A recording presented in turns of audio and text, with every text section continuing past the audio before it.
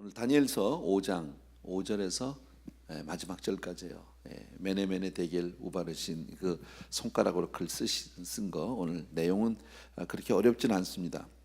먼저 5절하고 6절 우리 두 절 같이 읽겠습니다. 5절과 6절이요. 한 목소리로 같이 읽습니다. 시작. 그때에 사람의 손가락들이 나타나서 왕궁 촛대 맞은편 석회벽에 글자를 쓰는데 왕이 그 글자 쓰는 손가락을 본지라. 이에 왕의 즐기던 얼굴빛이 변하고 그 생각이 번민하여 넓적다리 마디가 녹는 듯하고 그의 무릎이 서로 부딪힌지라.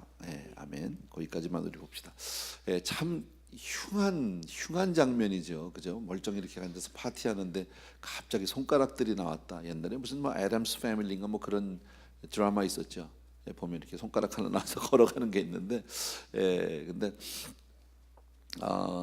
벨사살 왕이 어제도 말씀드렸지만 그 많은 사람들 한 1000명 정도 사람들을 불러다 놓고 그리고 술을 마시고 잔치를 하고 그러면서 하나님을 막 그냥 그 모욕하고 조롱하고 그리고 가진 온갖 그 우상들을 그냥 막 찬양하고 있을 때 갑자기 손가락 하나가 나타나서 벽에다가 글씨를 썼다. 생각만 해보십시오. 이거 얼마나 끔찍한 일입니까? 갑자기 모든 사람들이 다 봤을 거 아닙니까? 술결이 뭐 술이 확 깼을 겁니다. 그죠? 너무 놀라서 그리고 막 얼굴색이 변하고 무릎이 떨리고 부딪히고 도저히 있을 수 없는 일, 도저히 상상도 못할 일이 벌어졌다. 하나님 하시는 일이 그래요. 보면요. 성경을 보면 하나님이 사람들에게 나타나셔서 이렇게 다루시는 방법들이 있는데 다 달라요. 각자에 맞게. 그러나 하나님이 한번 딱 나타나면 꼼짝 못하는 것 같아. 사도 바울 같이 뭐 눈이 먼다든지 뭐 이런 경우들도 있었고요, 그죠? 어떤 사람은 그런가 하면 그냥 조용히 불러내는 사람들도 있었고 다 각자 형편에 따라 다른데 어쨌든 주님이 이렇게 한번 나타나시면 뭐 꼼짝도 못하는 그런 모습이 있어요. 어제 말씀드렸는데 그 말씀을 여러분 좀 기억하시면 벨사살 왕은 어떤 사람입니까? 절대로 하나님을 인정하지도 않고 믿지도 않았고 그리고 오히려 조롱하고 나는 뭐 대단하다, 나는 신 자체를 그런 거 믿지 않는다 이랬던 사람이 여러분 우리 왜 세상에 그런 사람들 많잖아요. 뭐 하나님 난 안 믿는다고 말이야. 그런 게 어딨냐고. 뭐 있다. 어떤 사람은 심지어 뭐 지옥 가지 뭐 가라면 뭐 이렇게 아주 그렇게 뭐 본인이 굉장히 강한 것처럼 얘기하는 사람들이 있거든요. 그런데 막상 하나님이 나타나시면요 꼼짝도 못합니다. 인생은요 다 그런 거예요. 그런 모습을 볼 수 있습니다.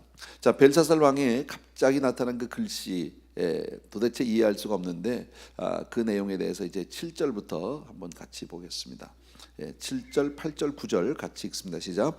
왕이 크게 소리질러 술객과 갈대아 술사와 점쟁이를 불러오게 하고 바벨론의 지혜자들에게 말하되 누구를 막론하고 이 글자를 읽고 그 해석을 내게 보이면 자주색 옷을 입히고 금사슬을 그의 목에 걸어 주리니 그를 나라의 셋째 통치자로 삼으리라 하니라. 그때에 왕의 지혜자가 다 들어왔으나 능히 그 글자를 읽지 못하며 그 해석을 왕께 알려주지 못하는지라. 그러므로 벨사살 왕이 크게 번민하여 그의 얼굴빛이 변하였고 귀족들도 다 놀라니라. 아멘. 뭐 별로 어려운 얘기는 아니죠, 그죠?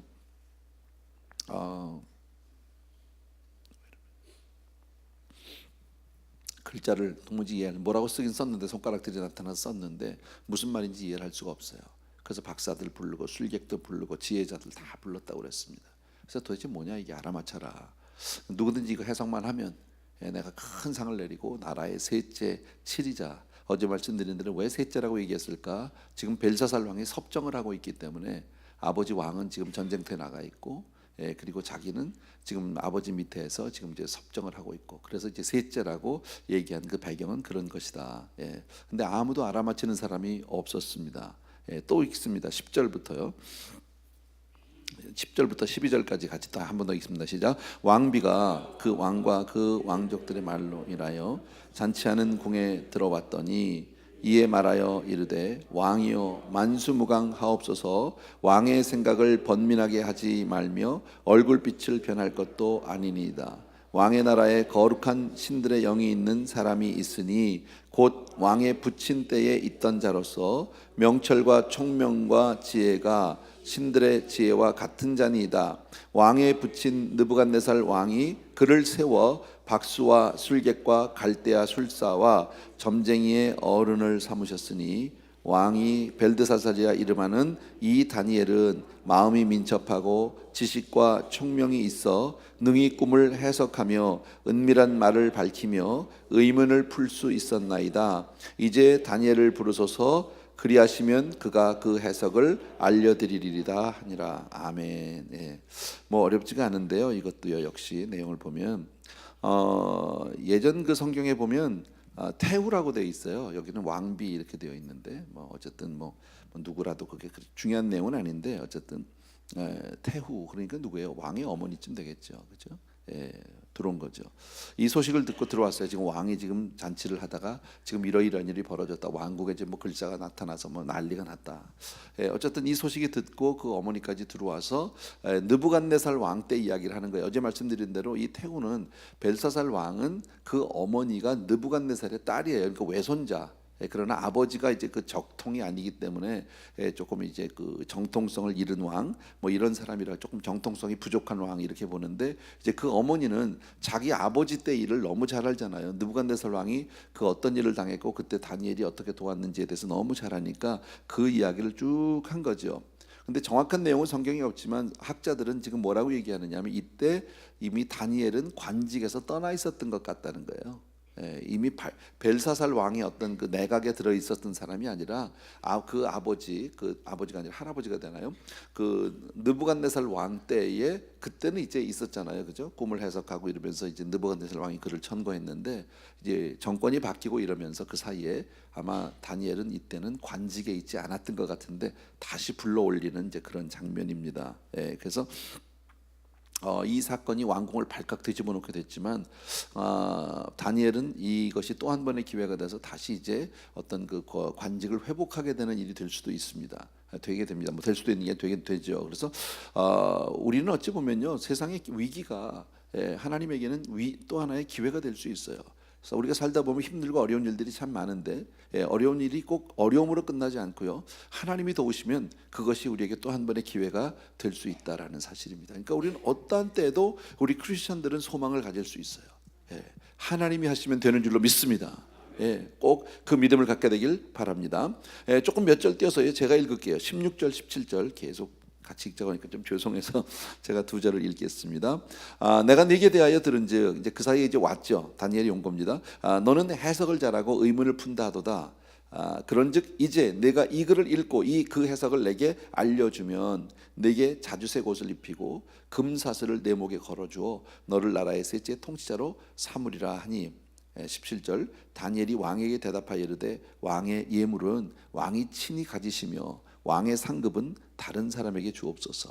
그럴지라도 내가 왕을 위하여 이 글을 읽으며 그 해석을 아뢰리이다. 이렇게 이야기합니다. 뭐 내용 역시 마찬가지로요. 다니엘이 이제 드디어 불러서 그 어머니 태후가 얘기를 하는 바람에 이제 다니엘을 부르게 합니다. 아무도 못 알아맞히니까 왔습니다. 왕이 얘기한 대로 약속한 대로 내가 큰 상을 주고 그리고 나서 또 너에게 그 셋째 치리자를 삼겠다라고 말은 이제 다시 한번 약속을 하는 거죠. 관직과 함께 상을 주겠다. 그러나 다니엘은 그것을 거절하죠. 그 상급은 왕이 가지시고 그 주실 것들은 그 뭡니까 관직은 다른 사람 주라고 나는 괜찮다고 필요 없다고. 이것은 뭐 그냥 사양한다는 의미는 아닙니다. 사실 놀라운 일이잖아요. 사실 이런 그 어떤 그 권력을 하나 얻는다는 것이 얼마나 큰 겁니까? 근데 왜 다니엘이 이것을 거절했을까? 꼭 싫다 좋다를 떠나서 이런 하나님의 뜻을 해석하고 하나님의 일을 감당하는 사람이 욕심을 가지면 안 된다라는 거예요. 어떤 무력이 있다든지 권력이 있다든지 사욕을 가지고 있으면 하나님의 뜻을 바로 알 수가 없는 거예요. 우리도 주의 일을 할 때 그렇잖아요. 사람이 자기 욕심을 가지면 뭔지 모르게 자꾸 글로 드라이브가 됩니다. 그래서 이 다니엘이 참 보면은 하나님 앞에 순수한 그런 마음을 갖는 것이 참 귀하다. 좀 뭐 정확한 뭐 예는 아닐 수 있지만 가끔 교계에서 어떤 그런 뭐 부자 세습이라든지 뭐 이런 거 꼭 부자 세습이 저는 나쁘다고만 생각하지는 않습니다. 혹시 아들이 더 잘할 수 있다면 뭐 목사를 후대를 물려줄 수도 있겠죠. 근데 아들이기 때문에 물려준다면 그건 안 된다. 그러니까 공정한 기회를 줘서 다른 모든 사람보다 아들이 정말 더 교회를 아버지를 위해서 더 잘 섬길 수 있다면 why not? 또 아들이기 때문에 무조건 안 된다? 그것도 사실은 공정하진 않은 거죠. 그죠? 그런데 사실은 교계에 왜 부자 세습에 관한 이야기가 그렇게 많이 있느냐면 그만큼 뭐라 그럴까요? 그 실력이 안 되고 자격이 안 되는데도 불구하고 이제 아버지가 막 억지로 갖다 넣는 자기 욕심이겠죠. 공정하지 못한 그런 것 때문에 이제 얘기가 나오는 거죠. 근데 지금 다니엘은 보게 되면 그런 물질적인 욕심이 없었던, 권력에 대한 욕심이 없었던, 그러니까 내가 세 번째 치리자가 돼서 내가 뭐 권력을 얻는다 아니다, 내가 금사슬을 받는다, 이것이 중요한 것이 아니라 다니엘의 입장에서 중요한 것은 바로 뭡니까? 거기 모인 모든 사람에게 하나님의 뜻을 전하는 게 중요하다라는. 그러니까 내가 뭐가 되는 게 중요한 게 아니라 하나님의 뜻을 전하는 게 중요하다. 이것은 우리가 살아가면서 항상 가져야 될 기본적인 자세인 것 같아요, 여러분. 왜 뭐 안열말로 그런 얘기 하잖아요. 사자 달린 사람이 정말 그 자기 어떤 개인적인 욕심을 부리기 시작하면 정말 그건 무서운 결과를 초래할 수 있다. 뭐 과거에 그런 일이 신문에 한 번 있었는데 어떤 의사가 정말 돈 벌려고 수술 안 해도 되는 사람을 막 찢어서 뭐 수술을 했다. 억지로 가짜 수술을 했다든지 그건 안 되는 거죠, 그죠? 그건 자기가 돈 좀 벌기 위해서 뭐 또 그런 얘기도 합니다. 뭐 조그만 뭐 감기로 병원을 갔는데 뭐 다 그런 건 아니겠지만 그 그냥 감기 하나로 이렇게 처방하고 뭡니까 진단하고 처방해 주면 되는데 그것만 안 하고 막 이런 검사 저런 검사 막 시켜가지고 병원이 이렇게 수익을 얻도록 한다. 예를 든다면 그런 욕심을 가지면 그건 바른 의사라고 볼 수가 없겠지. 목사도 마찬가지겠죠. 그래서 목회를 하는데 막 이걸 전부 어떤 자기 개인적인 욕심을 채운다든지 만약 그렇게 한다면 그건 바른 목회가 될 수 없다라는 겁니다. 우리가 지금 이 자리에 있는 것은 오직 우리가 하나님의 뜻을 알고 정말 하나님 앞에 그 뜻대로 우리가 순종하기 위함인 줄로 믿습니다. 그래서 이런 자세는 모든 면에서 꼭 무슨 뭐 왕만 그렇습니까? 뭐 목사나 무슨 뭐 의사가 그렇습니까? 다 똑같이 내가 무엇이 되는 게 중요한 것이 아니라 나보다 하나님의 뜻을 알리는 것, 주의 뜻을 우리가 알고 정말 그 주의 뜻대로 우리가 정말 순종하는 것, 그것이 중요한 줄로 믿습니다. 자, 18절부터 24절이요. 요건 좀 같이 읽으셔야 됩니다. 요게 이제 그 다니엘이 오늘 얘기하는 내용인데 저하고 한 절씩 교독합시다. 18절에서 24절입니다. 제가 먼저 읽습니다. 왕이여 지극히 높으신 하나님이 왕에 붙인 느부갓네살에게 나라와 큰 권세와 영광과 위엄을 주셨고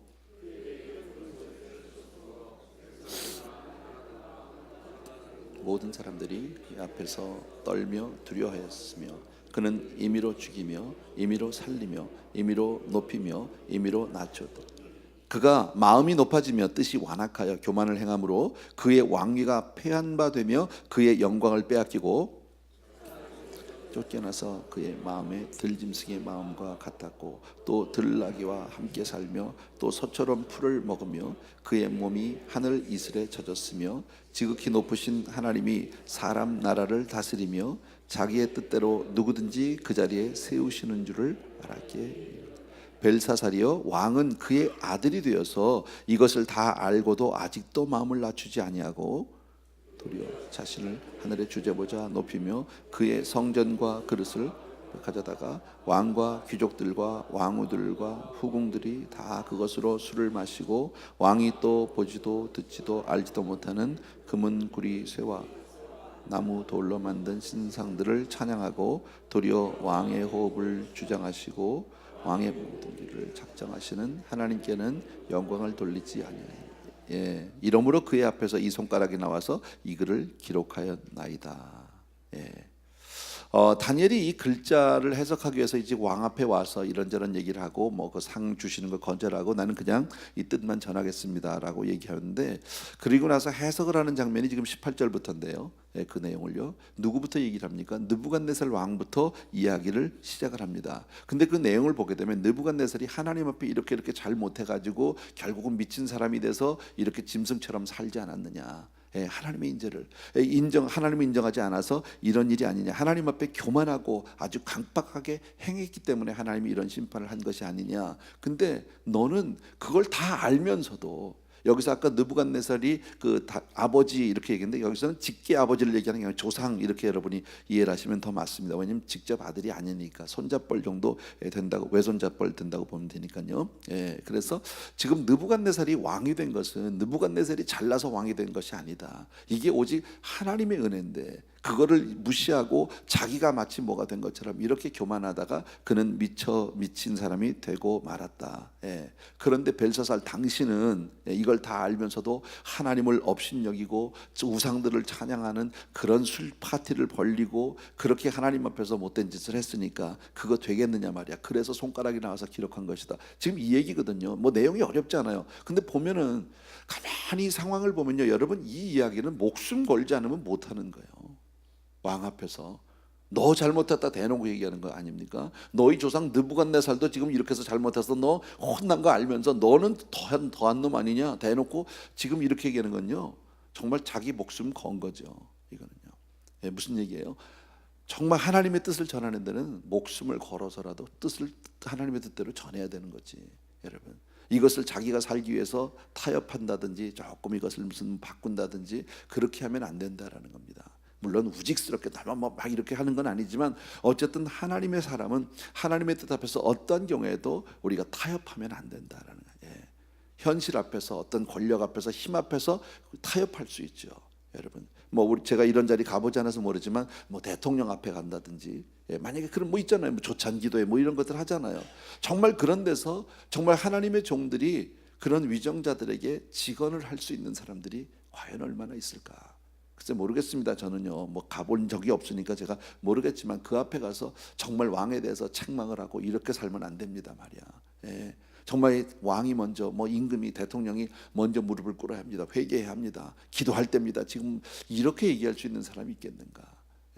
그거 쉽지 않을 것 같은데 지금 다니엘이 하는 것 보면 이 내용 자체는 우리가 하나도 어렵지 않아요. 다 아는 내용이니까요. 성경 안에서 우리가 정말 제3자 입장에서 보니까 이건 그렇게 부담이 안 되지만 내가 다니엘이라고 생각하고 왕 앞에서 이 얘기를 할 수 있을까? 당신 잘못한 거다 말이야. 뻔히 알면서 느부갓네살이 그 꼴 당한 거 다 알면서 너는 그거 알면서 그걸 그렇게 하고 살고 있느냐고 말이야. 그래서 지금 나와서 손가락이 쓴 거 아니냐. 그리고 나서 이제 25절 이하에가 이제 그 기록이죠. 제가 읽겠습니다. 기록된 글자는 이것이니 곧 메네 데겔 우바르시니라. 우리 이거 많이 잘 알아요.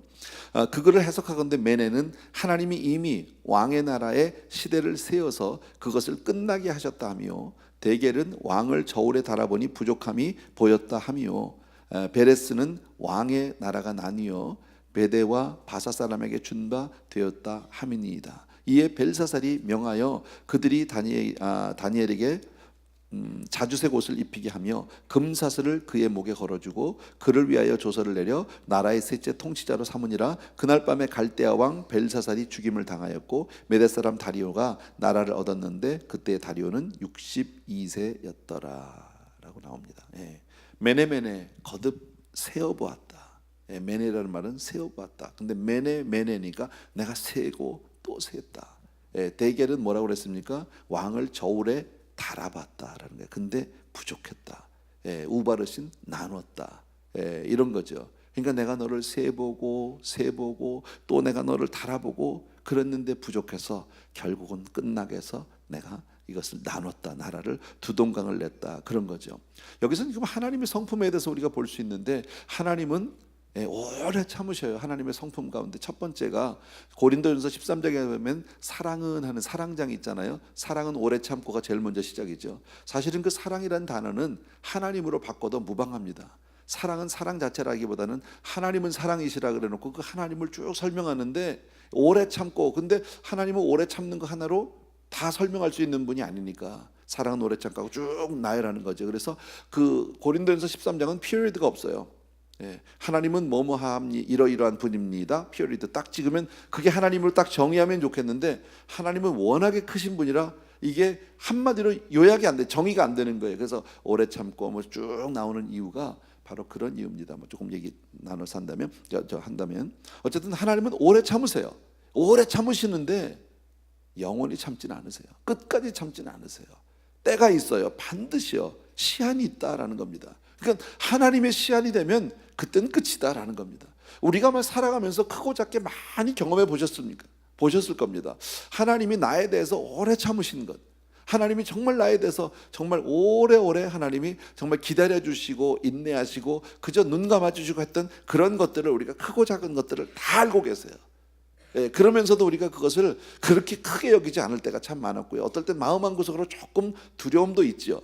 그러면서도 그것을 아주 심각하게 여기지 않을 때가 있는데, 그러나 하나님은 때가 있다라는 겁니다. 그러나 그 하나님의 때가 다 찼는데 그때까지 돌이키지 않으면, 그러면 그냥 잘라내십니다. 느부갓네살 왕 우리 보셨잖아요. 오래 참았지만 그냥 나무의 밑둥을 잘라버렸잖아요. 그거 얼마나 컸습니까? 느부갓네살 그 왕의 그 꿈 가운데 보게 되면은 그 나무가 어마어마하게 크고 가지가 있고 잎이 많은 짐승들 새들이 와서 깃들이고 했는데, 정말 큰 나무가 영원할 것 같은데요, 하나님은 그렇지 않아요. 아무리 큰 나무라도 끝까지 돌이키지 않으면 그냥 잘라버리고 밑동을 쳐버린단 말이지. 지금 벨사살 왕도 마찬가지인 거죠. 오래 보신 겁니다. 그런데 해도 너무한데 그 하나님을 모욕하고 왕의 기명들 갖다가 전부 술파티를 하면서 그냥 하나님을 조롱하고, 마치 그러면 내가 세주는 줄 알고. 세상에 어리석은 사람 참 많죠. 안 믿는 사람들 가운데 그런 사람 참 많습니다. 예수 믿는 사람들을 싸잡아서 욕하고 그저 조롱하고 이렇게 안 해보셨는지 모르겠는데 저는 참 많이 해봤습니다. 어려서요. 친구들하고 괜히 객기를 부리고, 교회 나가는 사람 보면 괜히 한번 제가 고등학교 3학년 때 제 짝이 목사님 아들이었었어요. 참 착했어요. 걔가 지금 보니까 걔가 은혜를 아는 애야. 은혜를 받은 애. 근데 나는 은혜를 모르잖아요. 얼마나 쥐어박았는지 몰라 내가 걔를요. 그래서 같이 놀아주지도 않았어 나는 걔하고. 저 쪼다 같은 놈, 바보 같은 놈. 그냥 일만 되면 톡 치고 그냥 옆구리 찌르고 그냥 졸림하고 엔간 못된 짓은 다 시키는 거죠. 나는 옆에서 졸면서 선생님 오면 나 깨우라고 얘기하고, 숙제는 지꺼 내가 너무 많이 털어놓는 것 같은데 아침에. 어쨌든요. 근데 제가 죄종이 되고 난 이후에 그 친구하고는 그렇게 가깝질 않았어요. 왜냐하면 나하고는 좀 코드가 안 맞는 친구니까. 나는 좀 떠들고 놀고 이렇게 짓고 해야 되는데, 얘는 너무 얌전한 애고 공부만 하는 애예요. 착해요. 그래서 그 다음에 고등학교 졸업하고 대학 간 이후에 그 친구하고 제가 연락한 적이 한 번도 없었는데요. 몇십 년이 지나서 제가 전도사가 됐던, 목사가 된다며 안수받은 다음에 했는데 전화가 왔어요. 어떻게 해요? 한국에서요. 깜짝 놀랐어요. 근데 그 친구 이름이 김보라예요. 아마 저는 보라를 바이올렛으로 생각했는데 그게 아니라 보라, 하나님은 하는 그 보라인 것 같아. 아버지가 목사님이니까 그렇게 진 것 같아. 보라로. 치과 의사신데 전화가 왔어요 저한테. 근데 정말 몇십 년 만에 아주 어색한 친구, 저하고 그렇게 친한 친구인데 이런 얘기 저런 얘기 빙글빙글 돌다가, 야 내가 소문을 들었는데 아주 조심스럽게 네가 무슨 목사가 됐다고 그러던데, 아주 조심스럽게. 안 믿어지는 거지. 도무지 안 믿어지는 거지. 그래서 맞다고 쭉 얘기했는데, 지금 아마 서울인가 어딘가 잘 모르겠는데 거기서 치과의사를 하면서 안수 집사로 그때 당시에 이제 교회를 잘 섬기고 있다는 얘기까지 들었습니다. 어쨌든 그런 거. 근데 저는 그때 당시에 그렇게 믿는 친구를 정말 무시하고 조롱하면서도 마치 그게 그러면 내가 무슨 센 사람인 것처럼 내가 그렇게 착각하고 사는 거지. 내가 무슨 잘난 줄 알고 착각하고 사는데 사실 아니잖아요. 보고 나면 얼마나 인생이 어리석은지 몰라요. 어쨌든 제가 말씀드리고 싶은 것은 이겁니다. 오늘 성경에서 하나님은 오래 참으셔요. 그런데 하나님의 때가 있어, 기한이 있어. 하나님 그것뿐 아니더라도 우리 각자에게 하나님 우리에게 주어진 시간이 있죠. 그죠? 우리가 이 땅에 태어나서 정말 우리가 이렇게 믿음 가운데 살고 있지만 영원하진 않아요. 하나님 나에게 주신 때가 있어요. 우리는 모르죠. 그 때가 얼마나 있는지. 그것이 전체가 100년이 될지 70년이 될지, 인생이 70 강건하면 80, 혹은 그러나 어떤 사람은 40에도 가고 50에도 갑니다. 그 때를 우리는 모릅니다. 그러나 하나님은 아시겠죠. 내게 주어진 시간, 그 시간에 충성을 다해야 한다는. 근데 얼마나 많은 시간들을 우리가 허비하고 얼마나 많은 시간들을 우리가 정말 게으르게 살았는지 모른다라는 겁니다. 하나님의 시간이 되면 모든 것이 끝난다. 사람도 끝나고 나라도 끝나고. 바벨론 보십시오. 바벨론이 지금 벨사살이 마지막입니다. 그리고 메대와 바사로 나라가 두 조각이 나고 맙니다. 이때 전쟁터에서 아버지는 패하고 죽습니다. 그 아버지는요. 예. 그러니까 한 나라가 끝나는 거예요. 느부갓네살 그렇게 강력하게 시작하고 정말 대단하게 뭐 정말 전 세계를 정말 다 정복할 것 같은 그런 기세로 확 시작한 나라지만요. 하나님이 재보는 거예요.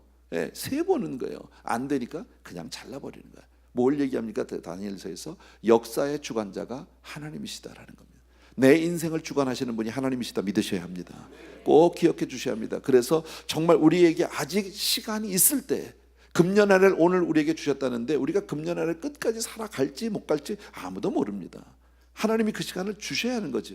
그래서 어떤 분이 그런 얘기했어요. 사실 우리에게 있어서 하나님이 나에게 주신 시간은 사실 now밖에 없대요. 지금밖에. 왜? 내일은, 미래는, 퓨처는 하나님이 주셔야 내 것이 되지. 하나님이 안 주면 나에게 내일이 없을 수도 있지 않느냐. 그러니까 오늘을 최선을 다해서 살아야 한다. 엉뚱한 짓 하지 말고 죽어졌을 때 정말 충성을 다하는 저와 여러분 되어야 할 줄로 믿습니다. 예, 그리고 나서 또 뭡니까? 예, 세어보기만 하는 게 아니라 저울에다 재보신대잖아요. 그죠? 달아보신다는 거잖아요. 지금 벨사살을, 그러니까 하나님이 항상 우리를 저울에 놓고 이렇게 달아보시는 게 괜찮은지 아닌지. 예, 근데 저울이 안 되면 그냥 버리는 거예요. 아무것도 아니에요. 예, 그래서 결국은 나라가 이런 책망을 받았어요. 참 이 얘기는 끔찍한 얘기 아닙니까? 대놓고 너 자격 없어 그 얘기 아닙니까? 대놓고 너 지금 왕이라고 지금 그렇게 하고 있는데 너 하나님 보시기에 너 자격이 안 되는 사람이야. 하나님이 너 지금 저울로 재봤는데 너 모자라. 그래서 너 버린대. 너 오늘 끝났어. 그리고 네 나라는 이제 두 조각이 난. 이게 지금 왕 앞에서 할 수 있는 얘기가 아니거든요. 그런데 벨사살이 그 정말 그 하나님을 조롱하고 그렇게 포악했던 그 벨사살이 예, 그 얘기를 다 듣고 나서도 자기가 약속한 대로 예, 옷을 입히고 금사슬을 해주고 나라의 세 번째 치리자로 세워줬잖아요. 이게 무슨 얘기입니까? 여러분 그 이야기는 벨사살 왕이 그래도 이때라도 그 하나님의 그 손가락의 글씨를 보고 나서 그 해석을 듣고 나서 회개했다라는 뜻이에요. 그대로 살아보겠다. 이제라도 내가 하나님 앞에 잘 살아보려고 그래도 이제 바꾼 거예요. 비록 쓴 소리를 들었어요. 정말 기분 안 좋은 소리를 들었지만 그래도 내가 이제라도, 그래서 다니엘에게 자기가 약속한 모든 것을 지킨 겁니다. 아니면 그냥 죽여야지. 저놈을 능지처참해라. 이렇게 나가는 게 정상일 겁니다. 그런데 그날 밤에 하나님이 벨사살을 그냥 죽여 없애잖아요. 왜? 타임스 업. 시간이 끝난 거예요. 더 이상. 예. 근데 인생은 자기의 때를 알지 못해요. 하나님이 볼 때는 시간이 다 됐는데 이제 끝났는데 넌 끝. 그런데 본인은 정작 아직도 시간이 있을 거로, 아직도 기회가 있을 것으로 착각하고 산다라는. 여러분 작게는 우리 인생은 어떻습니까? 시간은 어떻습니까? 우리에게 주어진 기회들은 어떻습니까? 여러분 지금이 하나님께 충성할 때다 믿으셔야 합니다. 여러분 내일이 아니에요. 내가 앞으로 잘해야지. 물론 앞으로 잘해야죠. 근데 우선 잘하셔야 합니다. 내가 이 다음에 이만큼 해놓고 잘해야지. 아니 지금 해야 합니다. 저는 이제껏 신앙생활 하면서 여러분을 만났는데 이런 분들이 계셨습니다. 내가 이 다음에 은퇴하고 나서 아직은 젊은 거죠. 제가 65세에 은퇴하고 나서 그리고 나서 내가 선교 가겠습니다. 내가 그때 가서 하나님께 이렇게 하겠습니다. 이런 약속을 하신 분들을 제가 여러분을 압니다. 근데 그 시간이 많이 지났는데 그분들 다 65세, 70세 이상 됐는데 그 약속을 지키신 분은 아직 못 봤습니다. 그게 그런 거예요. 이 다음에 할 것 같은데 지금 안 하면 못 합니다. 안 돼요. 꼭 기억해 주셔야 되고 하나님이 우리를 늘 재어보고 계시다라는 것들을 기억해 주셔야 한다. 그럼 하나님의 저울에서 가볍지 않으려면 우리가 어떻게 살아야 합니까?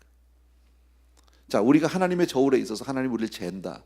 내가 가벼운지 안 가벼운지 우리가 어떻게 알 수 있어요? 나는 괜찮다고 생각하니까 첫째는 겸손해야 합니다. 하나님 앞에 겸손해야 합니다. 어떤 경우에도 하나님 앞에 우리가 겸손하고 그 다음에 늘 말씀으로 채워야 합니다. 말씀의 무게가 있어야 하고 기도의 무게가 있어야 하고.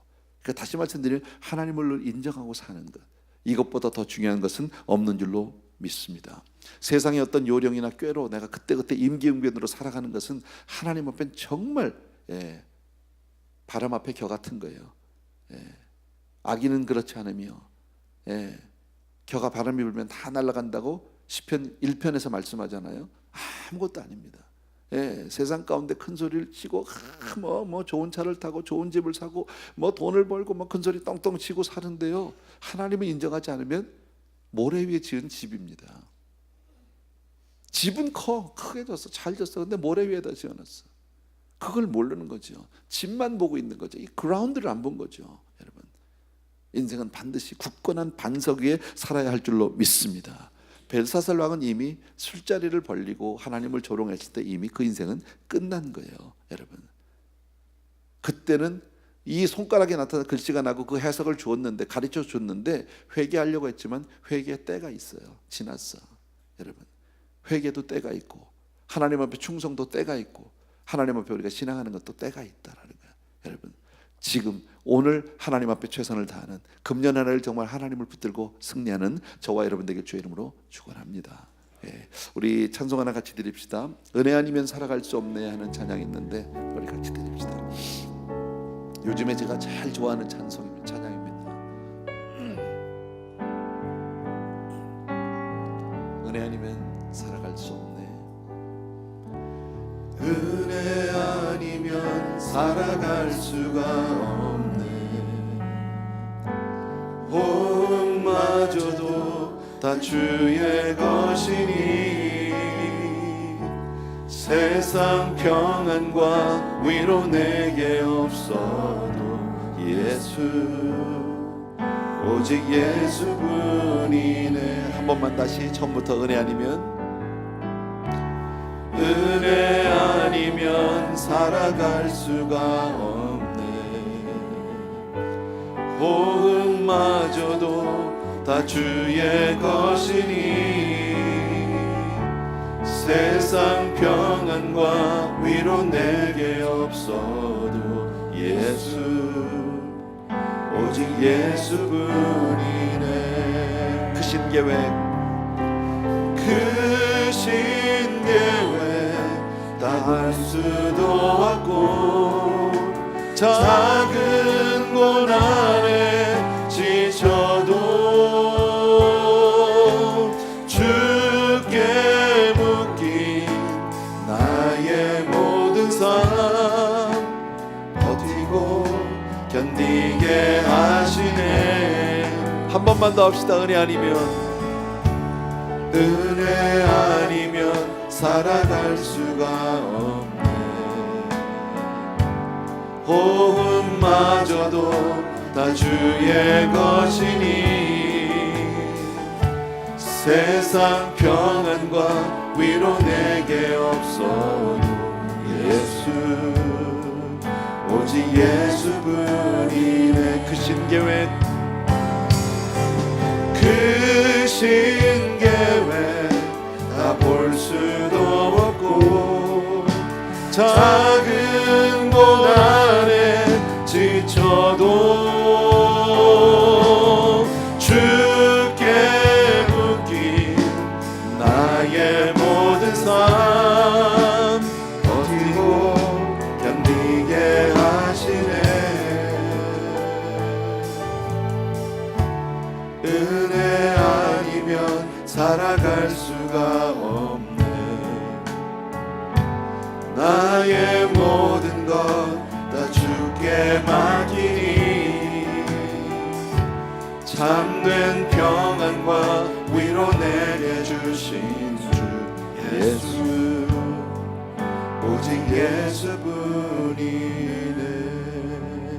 아멘.